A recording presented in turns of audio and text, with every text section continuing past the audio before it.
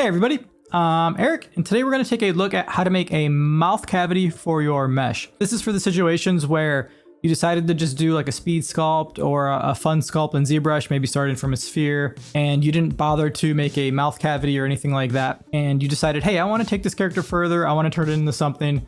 And so this is going to be a walkthrough on how you can take a sculpt and give it a mouth cavity without being too destructive. You still have to do a little bit of rework, mostly around the lips because that's where you're performing surgery. But overall, it's not too bad, I promise. Obviously, the best medicine for this is just to plan for it in the beginning. So just start your sculpt by making a mouth bag even before you add lips or anything. And that way you don't really have to worry about this. But this is going to be a walkthrough to show you, hey, if you are in this kind of scenario, that's okay. It's not the end of the world. You can work through it and get a nice mouth cavity. So kind of a niche topic. And of course, there's like a whole bunch of different ways you could do this. This is just one technique and one way that I find that works pretty well while also being not too destructive. So I think that's good. And yeah, why don't we take a look at how to add a mouth cavity. So we're going to be using the Hanzo head for our demonstration model. This is the head that we did the hair on in the last video. If you're interested in sculpting stylized hair, take a look at that one. So the very first thing we need to do is go ahead and duplicate our head. That way we have a backup just in case we do anything and we mess it up. Of course, we could always use project history, but I still like having a backup in my layers that I can go back to if necessary. So make sure to just duplicate your head so you have two versions, and then we can reference the original later on. So to start, we're going to go ahead and mask off just the mouth. So just Control-Shift-Drag to isolate that area. And we're going to go ahead and hold Control and paint a mask at the very inside of the lips where they're connecting. So we're just going to paint a very thin mask. Once that's finished, we're going to go ahead and hit Control-W to turn that mask into a polygroup. And you'll see when we turn on our wireframe, we now have a thin polygroup that goes along the inside of the lips. Now we're just going to go ahead and hide it. So Control-Shift-Click it a couple times to hide it and then invert the selection so that now we have a hole where the mouth is. And then we're going to go to Geometry, Delete Hidden, and just delete that. Now, why don't we go ahead and try Z-remeshing? So you can see when we Z-remesh, it gives us a lot of problems around the lips. You can see how nasty that geometry looks. But we can address this. So we could try using like Z-remesher guides, but sometimes those still give us issues. And in a situation like this, what I find is really happening is all those little jagged polygons are really confusing the Z-remesher algorithm, and it's having trouble figuring out how to resolve that area. But we can kind of guide this. And so what we need to do is we go down to Deformation, Polish, and just crank that polish slider. It really smooths out that hole. And now when we do our Z-remesh, you'll see it's able to resolve that area much better. And we end up with a much, much cleaner result than we did beforehand.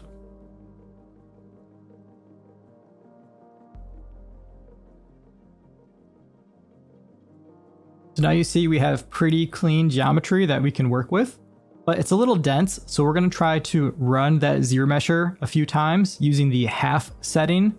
We're going to keep reducing it down until we still have roughly the shape of our head, but a low enough amount of loops around the mouth where we can actually go in and model a mouth bag. I'm just going to run that a few times, and I think this is fine. It looks rough, but it's going to serve what we need.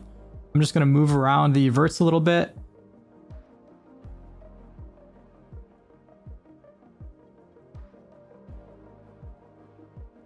And now just to focus in on what we want to work on, I'm going to Control-Shift, select the mouth area again, just isolate that.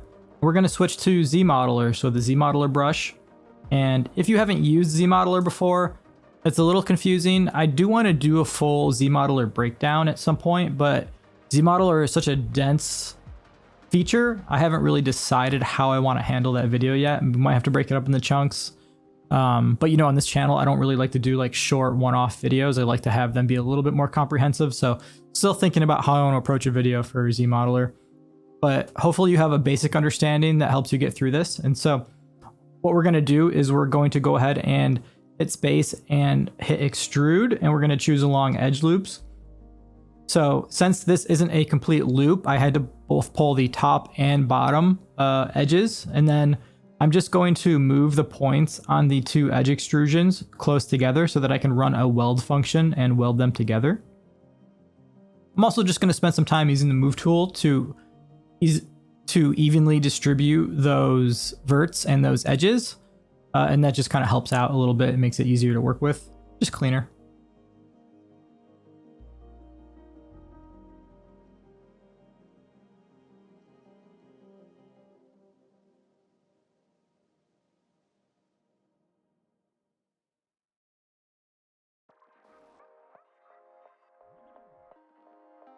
Once we have those welded, we can go ahead and do a edge loop extrude again on our mouth bag and extrude another loop out. And then we can probably do one or two more.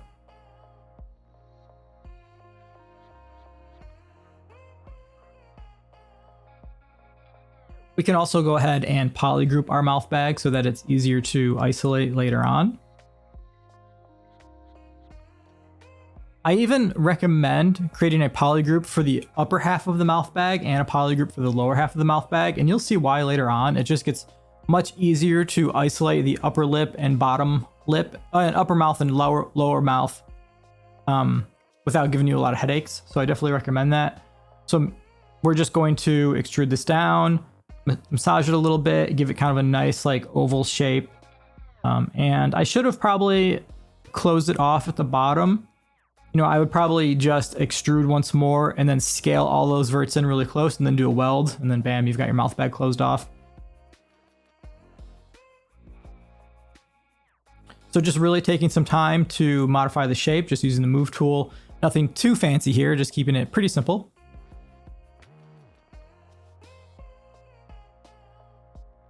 Here's what I mentioned just a little bit ago, going ahead and polygrouping off each section of the upper and lower mouth bag, just so it's easier to isolate those as we go into our cleanup phase.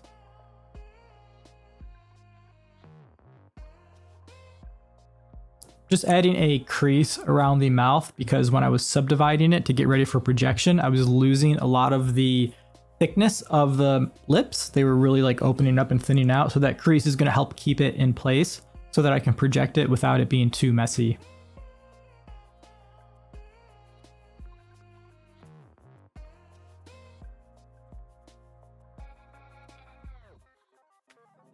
So now to get ready for projection, I'm just going to move around the mouth a little bit to make sure it's roughly in the same place as my original mouth, because since we've been working there, it's kind of fallen out of place.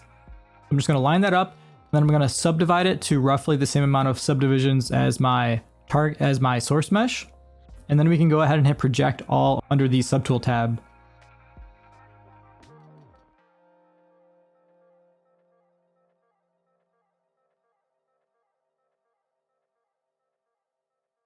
So now I'm just going to use my smooth tool to smooth out areas.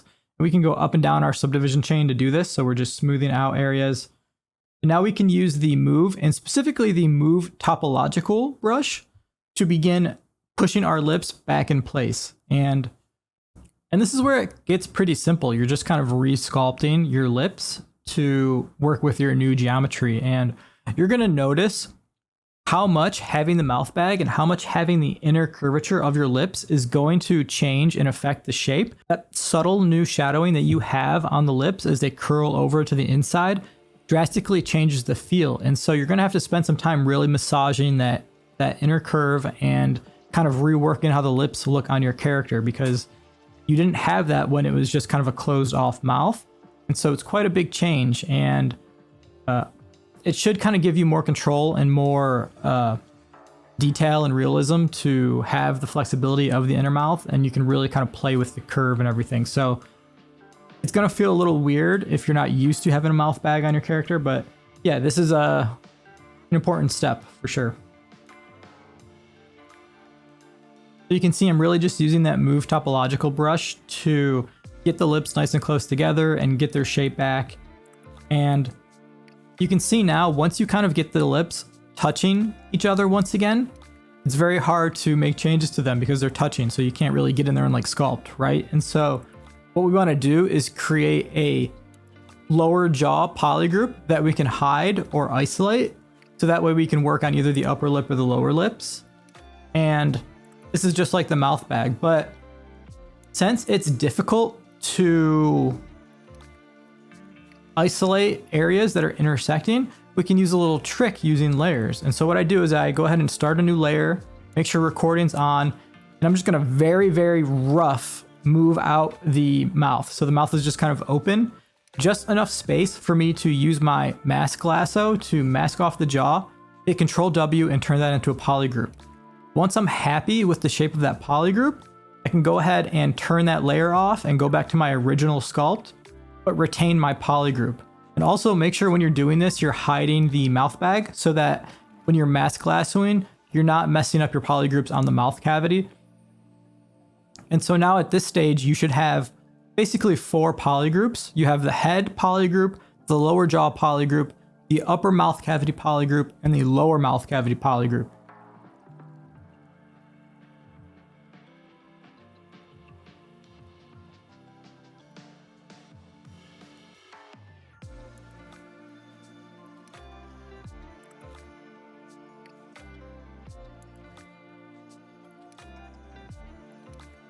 Now you can see how easily I'm able to isolate these areas. Now there is an issue with this way that we made a polygroup that we're going to clean up in a little bit. You'll notice when you make a polygroup out of your highest subdivision level and you step back down and step back up, it's going to mess up your polygroup and create like weird polygroups around the low poly quads. And so that's kind of problematic, but I'll show you how you can clean that up in a little bit. So from here, we're just going to continue detailing the lips and seeing how they look, maybe comparing them to original mesh to make sure I'm happy and I haven't strayed too far from how they looked originally. Of course, they're going to be a little different, right? Because of that subtle shading that we now have due to the inner curvature of the lips. And here we go, repeating that process. I think originally I did forget to isolate the mouth bag. And so this was me just going in, making sure that mouth bag was hidden before I made the polygroup for the lower jaw, because we really want to keep those polygroups to make it easier to work on. Here, I'm just doing some tests and opening and closing the mouth and seeing how it works and how difficult it would be to kind of sculpt that to have that movement. You can use layers basically like blend shapes, like you can create different expressions on layers that you can turn on and off and use the slider to adjust their intensity. And I think you can even export those and use those as blend shapes in another program if you want to. And you can also use that in conjunction with the morph target setting in Zbrush. So you can kind of store a morph target to make it a little easier to modify your geometry and switch between those morph targets. So a lot of really cool stuff you can do. I'm not a super expert at blend shapes and that kind of stuff, but it's something I want to get into more as I start practicing more realism and characters that are less stylized. So now we're going to go ahead and make a simple teeth and gums.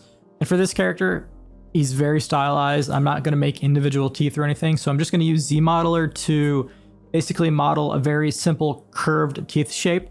I might go in later and like add just a little bit of like fangs or just like some subtle silhouette detail, so it's not a perfect rectangle curve all the way around. And then for the gums, I'm just going to kind of use a square and round it out a little bit just to give me upper gums, and then you can kind of sculpt inside a little bit to add a upper mouth palette or a lower mouth palette, or whatever you want to do there. But nothing crazy for this character. If you want to actually model like teeth and stuff, you can totally do that. This is the time to do that. It's just very time consuming and just takes a lot of looking at reference, and probably not a great topic for this video. So I'm just keeping it simple and modeling some basic teethers.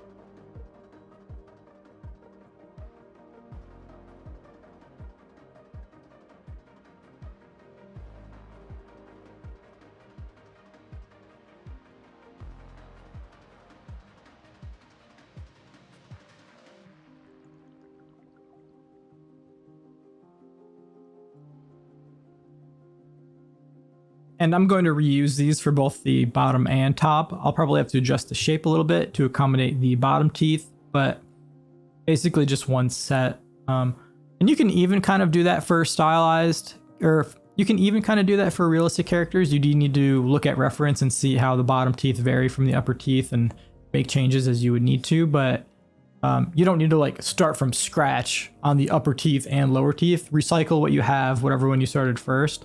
and just modify them to fit the adjacent area of the mouth. Save time where you can, always.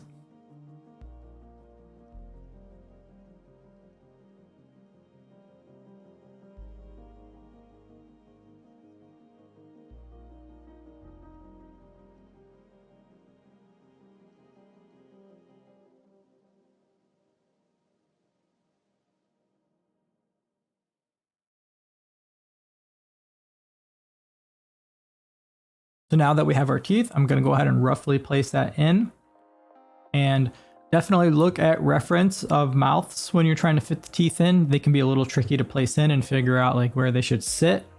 And then you're going to have to modify it a little bit to just kind of fit the style of your character and the feeling of your character. So sometimes you have to cheat a little bit, but you want to kind of keep it as convincing and as anatomically correct as possible. And then you'll also see, as we're isolating half of the face just to see inside the mouth cavity, we're going to need to take some time really adjusting the shape of that mouth cavity to fit around our teeth. And fortunately, we have plenty of room. And you'll see on anatomical reference, that mouth cavity really kind of comes up to just under the nostrils. And so you have plenty of room to kind of fit that in and still be convincing. So take the time to do that.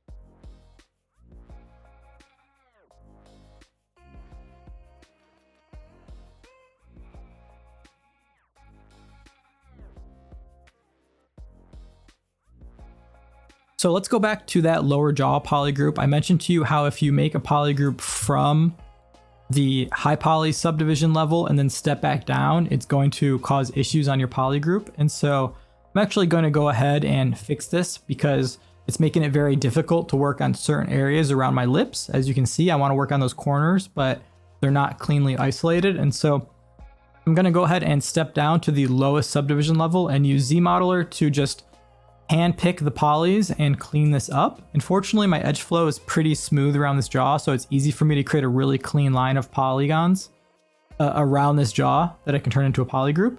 So we're just using Z-Modeler, polygroup, and using a single poly and just modifying those to line them up.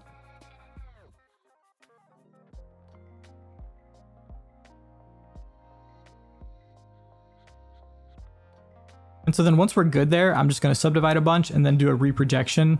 If you didn't duplicate your mesh, you could just do a project from history where you slide your history slider back, control tab, the history that you want to project, slide it back forward, hit project history, and then you'll have the detail that you've just been sculpting on. So now I have a much cleaner polygroup that I can go ahead and use to finish this off.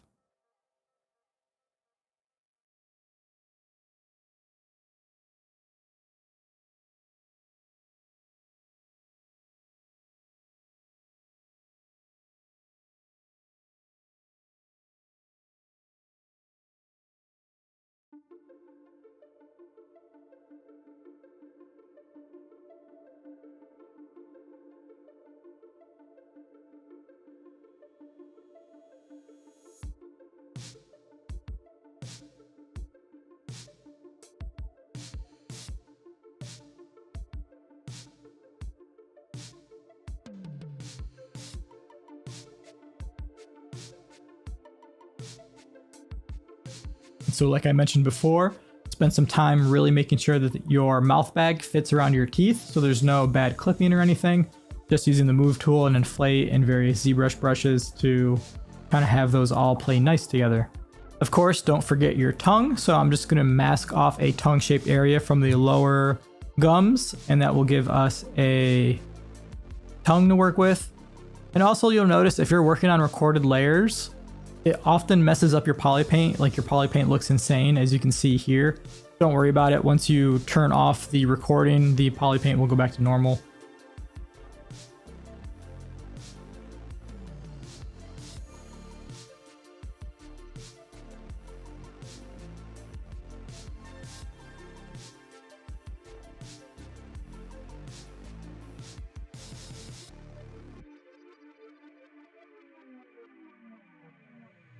And now if you want to put your sculpt into an expression or have them smile or shout or grimace or anything, you've got a mouth cavity and some teeth that you can do that with. So totally expands your flexibility. And of course, like I said, it's probably better to just do this before you actually finalize your sculpt. Like as you're blocking out your mesh, just push in those polygons and then close them down so you have a mouth bag and create a polygroup or whatever. But you know, sometimes you just are too lazy or you forget or you just were like, whatever, I don't care. And then you decided, hey, I want to actually turn this into a character. I like what it turned out. This is a way you can do that. Pretty cool stuff. So I know this is a super niche topic, very niche, in fact, but I think it'll at least help one person out there, maybe two. And yeah, thanks for checking it out. If you like this kind of content, please consider subscribing and hitting the thumbs up. It helps me a lot. I appreciate it. If there's other topics or questions or things you would like to know about, please leave a comment in the comment sections below. I try to respond to everybody, or at least most of them. And thanks so much for watching. Have a great week. I'll see you next time, and don't stop creating. Take care.